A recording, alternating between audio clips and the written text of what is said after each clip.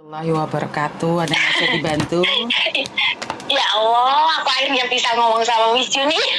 Oke, ada apa dengannya? Wis, ini aku kan ini masuk YouTube nggak? Yo masuk no, wis mlebu dhewe kok. Oh iya. Kenapa, Oh Sen? iya dah. Gini, aku nggak nyebutin nama, aku nggak nyebutin apa ya, Miss ya. Iya, Sen. Kan gini ceritanya. Aku tuh ek Hong Kong dulu 7 tahun, Miss. Nah, Oke. aku pulang ke Indo, terus 1 tahun ya sekitar 8 bulan di rumah, terus aku sekarang berangkat lagi. Nah, alhamdulillah yang dulu tuh sukses gitu loh. Nah sekarang itu baru mau nginjek 2 bulan. 1 bulan berapa ya? 14 hari. Jadi 1 bulan setengah ya. Nah habis itu aku tuh nggak tahu, aku maunya tuh nggak salah apa-apa sama majikan yang aku rasa gitu. Nah dengan gitu tiba-tiba tuh majikan tuh notice aku bilang sama agensi, katanya aku tuh selalu bertanya, padahal kalau di rumah itu aku tuh nggak pernah tanya majikan, kecuali kalau pagi cosan dadai lesong sekmea kayak gitu doang. Terus kalau siang dia nggak di rumah sampai jam 7 malam. Nah kalau dia pulang aku tanya, dadai ya udah makan belum?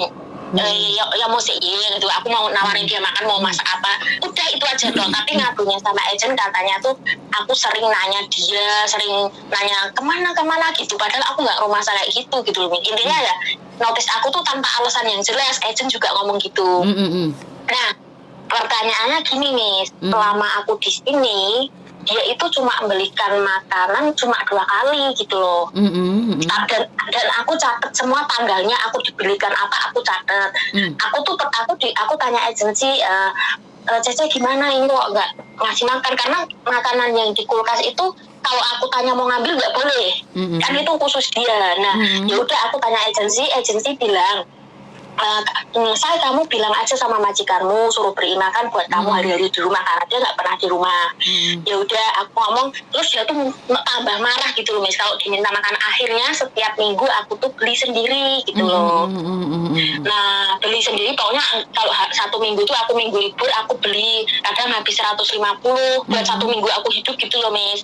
Terus setiap minggu aku kayak gitu. Nah pertanyaannya gini, Miss, kan ini nanti tanggal 21 insya Allah aku keluar dari sini, karena aku udah tanya sama dia, bahkan aku bilang, Dadai apakah benar kamu sudah tidak menginginkan saya? Kalau memang benar, boleh nggak kasih saya kesempatan, saya minta maaf jika saya ada salah.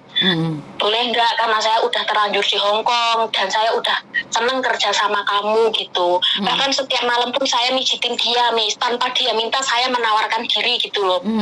Karena saya pikir dia itu orang tua kan. Nah dia juga mau dipijitin, bahkan kalau saya mijit itu kadang dari jam 6 sampai jam 8, kadang jam 6 sampai jam 9 malam. Itu saya tuh nggak merasa kok mijitin terus, enggak, maksudnya itu dengan senang hati gitu loh, Miss. Pokoknya aku ikhlas. Terus aku gini, ya Allah kalau memang maksudnya masih boleh kerja di sini walaupun nggak tinggal kasih makan pun, aku nggak apa-apa, yang penting aku masih dia kerja kan, aku ada boleh part-time di luar gitu loh, Cek. Nah tapi kok sampai sekarang juga majikan tetap nggak mau gitu lah. Nah ini jadi bikin aku sakit hati gitu loh, Miss. Kira-kira kalau aku minta di saat mau keluar terus aku nunjukin semua resit minta uang makan, gimana menurut Miss? Salah nggak sih? Salah tidak salah sebenarnya, menurut pendapat saya kamu berhak menyuarakan isi hatimu. Tapi ingat, suara hati itu tidak semua orang harus tahu. Saat kita menyuarakan isi hati kita pada orang lain, resiko yang terberat adalah dia nulis surat jelek ke imigrasi. Walaupun majikan tidak bisa memblacklist. Lah ini lah, Dok. Yang paling mepet itu kan posisimu, toh. Paham nggak? Dengan kamu komplain apa yang kamu dapatkan, itu kamu harus mikir. Banyak yang orang gerusah-gerusuh, brak-brok, dan pada akhirnya yang menyesal kita. Bener nggak? Kalau saya pribadi, di akhir-akhir mau keluar dari situ, dibawa dalam doa. Di dalam doa itu, saya percaya semuanya akan berubah lebih baik lagi. Gini, Miss, jadi kalau saya kan gini, dari awal kalau ini maksudnya kalau ini memang kan karena udah dinotis, jadi saya gini, karena saya memang udah datanya pulang, saya nggak mau kesini lagi. Maksudnya? Maksudnya udah nggak mau kerja di Hong Kong gitu, ya udah di rumah aja, nggak mau gitu. Oke. Jadi kamu memilih perang, dan ingat saat memilih perang dengan labor pun tidak hanya 1 hari, 2 hari, 1 bulan, 2 bulan, itu tidak selesai. Apakah kamu sanggup dengan resiko itu? Iya juga sih.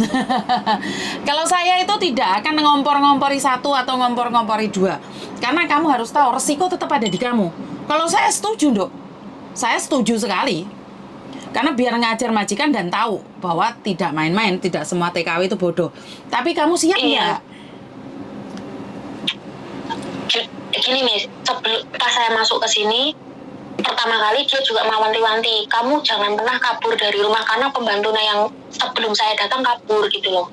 Kan tidak ada hubungan sama kamu, Dok. Kita berbicara tentang kamu. Iya, jadi aku mikirnya, wah ini benar-benar gimana ya. Tapi sekarang justru sakit hati sih nih, jadi pengen minta, karena saya resit semua, bahkan tanggal apapun saya tulis semua gitu. Sebenarnya kalau saya masih di blokan. Karena itu ya seperti yang saya katakan, Dok. Kamu menuntut, saya suka. Tapi apakah kamu siap dengan resikonya? Harus ditimbang nggak? Lamceng lamco.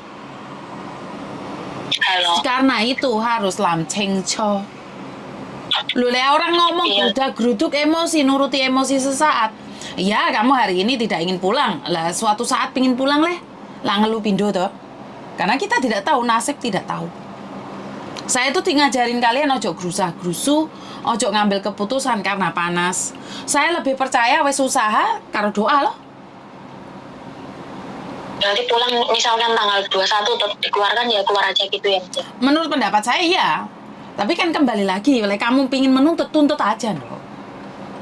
Maksudnya bukan menuntut maksudnya saya bukan menuntut sampai ke KJRI atau labor. Saya ngomong sama majikan saya, iya, karena selamat. Harus, Dok, kamu tetap harus ngomong, tapi pada akhirnya kalau ada resiko kamu siapkan gitu loh, maksud saya. Kamu pertama harus ngomong sama agenmu dan majikanmu. Saat kamu dikeluarkan itu kamu harus ngomong. Kamu harus ngomong. Iya. Tapi kelanjutannya seperti apa? Semakin lebih baik atau semakin lebih buruk, ya kamu sendiri yang nanggung. Iya sih. Iya sih. Saya itu banyak orang ngasih solusi, tapi akibatnya kan di kamu. Saat kamu terjadi masalah kan orang lain akan lari, Tondok. Iya, Miss, ya Allah, sumpah bener. Nggak, waktu dulu aja saya banyak misalnya bisa dibilang sukses, pada ngutang semua, Miss. Ya saya nggak tegaan, ya kayak giliran saya lagi susah. Kan kemarin saya kan nggak dikasih wifi gitu, saya kan mau pinjam temen, kan minggu mau tak kasih gitu, mau pinjam pulsa aja. Ya Allah, Miss, padahal udah kenal deket, diblokir loh, Miss. Ya Allah. Itu udah wajar, sayang. Saat kamu sukses tidak ada orang yang tidak mengakuimu, semua saudaramu. Giliran kamu gagal, curut melayu, Dok. Iya sih, ini benar. Jadi sakit hati itu. Dan satu lagi, sakit hati itu bisa mengurangi rezeki. Iya sih, gini, iya saya benar-benar mencoba untuk ikhlas, tapi giliran pas saya ngomong keduanya benar-benar masih mau kerja, terus mereka dia nolak dengan alasan katanya saya selalu tanya mau kemana itu, ya jadi saya waduh, sakit hatinya tuh tambah makin tumbuh gitu loh. Oke, karena gini loh, ada satu hal yang sesuatu kadang-kadang kamu sadari. Ini boleh saya cerita sedikit ya. Dulu saya itu pernah punya pembantu. Oke. Pembantu saya juga orang Indonesia dan suami saya itu paling tidak suka bisa bilang pakwa. Sebenarnya kamu nggak pakwan, rumah saku loh itu tidak pakwa, care, peduli menurut saya. Tapi bagi orang Hong Kong kan itu namanya ngeruwetin dok. Kayak anakku kok lecu kayak timfana, nadanya bagus, tapi mereka nggak suka, sayang. Iya. Ya, di masalahnya itu saya tuh nggak pernah tanya itu, tapi bohongnya dia ke agensi katanya saya tanya itu gitu. Padahal saya nggak pernah tanya, dia mau pergi aja. Saya intinya buka pintu bilang baba dadai gitu aja udah. Tapi kalau dia mempermasalahkan dia apa? Tapi dia mempermasalahkan itu.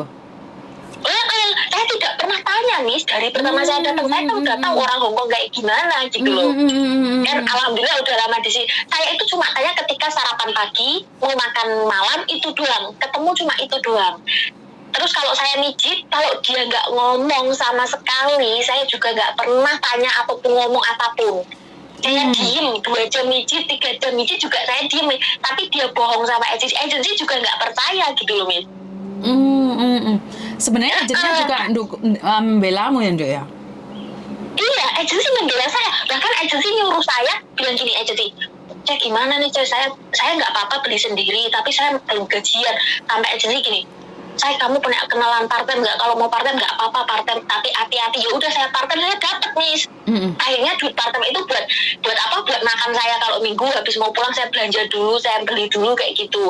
Nah, terus agensi bilang, kamu tulis jangan buang resipnya, nanti di saat mau keluar kamu kasih ke dia, nanti biar dia telepon aku, nanti aku ngomong sama dia gitu loh, Miss.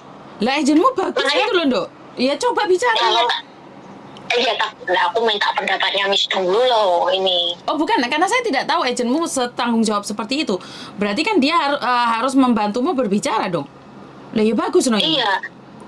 Bahkan dia ngasih, dia manti-manti ngasih apa, majikan ngasih makan apa, ditulis tanggalnya, terus ditulis itu barangnya berapa, terus buat makan berapa hari gitu loh, Miss. Cuma ngasih makan cuma 2 kali tok gitu loh. Oke loh. Ini menurut saya pribadi sangat bagus sekali loh. Ya coba kamu. Berarti kalau kayak buka suara berarti nggak apa-apa gitu ya, Miss ya? Iya, menurut saya setuju. Kalau agenmu membantu kayak gitu seneng malah, Nduk. Iya sih, Miss. Tapi kan ya itu. Ya satu saya suka sama Miss. Pengen ngobrol, akhirnya kesampaian dari kemarin loh, Miss. 1 minggu. 1 minggu lebih loh. Nggak diangkat-angkat, Miss. Iya loh, saya minta maaf soalnya teleponnya itu sampai banyak orang yang telepon saya sendiri juga terheran-heran kenapa banyak orang yang mau curhat. Saya sendiri tidak menyadari bahwa ternyata di Hongkong itu banyak sekali masalah di luar sana gitu loh. Kadang-kadang sedih juga sih sayang. Iya sih, Miss. Dulu pas ikut 7 tahun itu ikut orang bule, alhamdulillah baik banget. Ya pokoknya walaupun kerjanya rumahnya besar tingkat 3, mandiin anjing 3, terus masak setiap hari western food, terus kalau hari Kamis bantuin majikan ke kantor bersihin toilet apa gitu. Tapi aku capek banget tuh, aku happy, Miss. Nggak pernah ngeluh. Terus dulu di Singapura juga 6 tahun semuanya tuh finish kontrak gitu loh. Aku gimana ya, aku dimarahin majikan di Singapura, aku pernah dipukul loh, Miss. Tapi aku tetap kerja. Aku nggak pernah ngundurin diri, nggak pernah lapor apa gitu loh, karena aku niatnya memang pengen kerja gitu loh, Miss. Yang penting aku nggak dibuang gitu. Ini baru pertama kali aku dibuang majikan gitu loh, Miss. Yes, nggak apa-apa loh. Sabar, dan agenmu tanggung jawab. Saya suka dengan seperti itu, ngajarin kamu yang terbaik. Ya kamu coba aja loh, Dok, berbicara pada akhirnya. Tapi ingat, risiko terberat itu tetap ada di kamu. Jadi lamceng lamco, saya tetap berpesan itu. Karena agent pun tidak akan memperdulikan itu. Paham nggak maksud saya? Saat yang menanggung risiko itu kamu, bukan orang lain, sayang. Iya sih. Jadi semua itu akan kembali. Gitu. Semuanya akan kembali padamu. Iya sih, Miss. Jadi ya udah, nanti aku coba gimana misalnya kok kan ini masih lama juga, siapa tahu ya, aku masih berharap majikan berubah pikiran gitu. Masih berharap kalau misalkan walaupun dia memang nggak mau ngasih makan, ya aku mikir sendiri nggak apa-apa nih, nggak apa-apa, aku terima, pasti kan ada rezeki dari manapun Allah kasih gitu. Tapi ya aku berharapnya masih bisa bekerja di sini. Kalau masuk lagi tuh kayak buang-buang waktu gitu loh, Miss. Kan nanti pulang lagi, berangkat lagi gitu loh. Iya, semuanya butuh proses, Mas sayang. Ya mungkin Tuhan lagi uji kamu lah. Bener gak? Iya sih. Cuma aku tuh berat kalau ninggalin keluarga gitu loh, Miss. Nah ini hebat banget, kerja kesini yang ini 1 bulan udah bisa kerasan tuh hebat banget. Dulu aku sampai 1 tahun aku belum kerasan, Miss. Masih ingat rumah terus. Bahkan nangis sampai kurus. Tapi aku tetap kerja. Nah, tapi ini 1 bulan aku udah kerasa nyaman. Bahkan kayak lihat nenek tuh, dia kalau jalan pakai tongkat itu kalau mau jatuh, aku tuh inisiatif langsung mau nolongin, terus megang tangan dia gitu, kayak ada gimana ya, kayak nganggep nenek sendiri gitu loh, Miss. Tapi malah kok dia notice aku dengan alasan yang agent aja nggak percaya gitu loh. Jadi ya kadang-kadang itu ujian, sayang. Kadang-kadang itu ujian. Biasanya kan kamu baik-baik saja. Ya ujiannya seperti ini. Orang kan ujiannya satu-satu. Iya sih, benar juga. Ya kamu ujiannya seperti ini, mungkin orang lain ujiannya lebih berat lagi. Selagi bersyukur dan ikhlas, saya rasa kamu tidak akan pernah kecewa dengan rencana Tuhan. Iya sih, Mm-mm. benar banget. Jadi semua terpulang padamu. Makasih ya Miss ya atas semuanya. Ini majikan kayaknya udah mau pulang. Sukses selalu, saya cuma bisa bantu doa. Kalaupun ada sesuatu yang kamu sendiri ingin bertanya langsung sama saya, kalau ada sesuatu yang ingin sampaikan, bisa datang langsung ke rumah singgah ya sayang ya. Iya, siap Miss. Insya Allah kalau memang keluar, saya datang ke rumah Miss. Oke, Insya Allah. siap, saya tunggu ya sayang. Iya. Sukses Makasih ya selalu. Miss ya. Yuk. Assalamualaikum. Waalaikumsalam warahmatullahi wabarakatuh. Iya, namanya ujian kan beda-beda. Mbaknya ini diuji dengan majikan, padahal dia sudah nurut, sudah ini, sudah itu, masih aja ya ada yang nggak benar, masih aja ada yang nggak memuaskan bagi majikan. Ya namanya ikut orang, kadang-kadang kita sudah mencoba yang terbaik, tapi kitanya yang tetap akan kalah dengan keadaan, karena itu banyak yang bilang ayat 1 pasal 1 itu majikan tidak perlu takut dengan majikan. Bukan takut, siapa sih yang takut dengan manusia lain? Siapa sih yang takut dengan orang lain? Ini bukan masalah takut dan tidaknya. Ini seorang majikan sudah memenuhi term and condition-nya, memenuhi syarat, sudah ikut peraturan. Nah, giliran dia cerewet kan tidak tertulis dalam surat cinta. Cerewet, ngamuan, bantingan itu kan juga tidak ada dalam peraturan. Kan tidak tertulis. Dan majikan punya hak ngeluarin kita kapanpun dia mau, selagi dia ikut peraturan. Nah, ini yang saya maksud adalah majikan maha benar. Walaupun dia salah, dia tetap berhak menginterminate kita kapanpun kita mau, walaupun kita tidak ingin diinterminate. Jadi jangan salah artikan dengan kata-kata saya bahwa majikan itu ayat 1 pasal 1, Mbak. Jadi ini pengertian yang sering disalahgunakan oleh salah satu teman kita, atau salah 2 teman kita, atau salah 3 teman kita. Yang saya katakan adalah cinta di atas kontrak. Ayat 1 pasal 1 adalah bagaimana kamu harus tahu bahwa selagi majikan masih mengikuti peraturan yang ada, maka majikan berhak melakukan apapun, termasuk membuang kita kapanpun dia mau, tengah malam, siang, suka-suka dia. Jadi di sini saya ingin menekankan bahwa berhati-hatilah, apes tidak ada dalam kalender, dan selalu waspada, hati-hati. Ya kalau kita tidak punya beban mental yang lainnya, ya kita masih bisa sanggup untuk bertahan. Tapi kadang-kadang kita sebagai manusia, kita punya beban-beban mental yang sebenarnya kita sendiri sudah capek banget. Kita lelah banget dengan keadaan. Ayo, bagaimana dengan kalian? Saya butuh saran-saran dan kritiknya dari kalian. Sangat kecewa sekali saat kita mendapatkan sesuatu yang tidak sesuai dengan apa yang kita inginkan. Menyedihkan sekali saat kita tidak mampu menjadi apa yang kita inginkan. Kita kadang-kadang mudah sekali kecewa saat kita tidak bisa mendapatkan apa yang kita inginkan. Ini sering terjadi bukan hanya pada Anda, pada saya juga. Karena saya adalah manusia biasa yang kadang-kadang terpancing emosi, termancing oleh keegoisan. Tapi ingat, saat kamu emosi, saat kamu marah, saat kamu kecewa, saat kamu terluka, kontrol emosimu. Karena tidak ada siapapun yang bisa menolong kamu kecuali dirimu sendiri. Saat kamu emosi, kamu bisa melakukan apapun. Tapi ingat, di setiap tindakan yang punya resiko terberat adalah dirimu. Jadi, duduk sesaat, tarik nafas, pejamkan mata, minum air. Kalau jawabannya memang kita harus ngebreak, kata-kata itu harus lebih kuat dari ngebreak, ya silahkan. Tapi jika dalam pikiranmu saat kamu memejamkan mata, banyak hal yang sedang kamu pikirkan, banyak hal yang membuat kamu tidak tenang. Menurut pendapat saya, tunggu sebentar dulu, jangan mengambil keputusan dulu.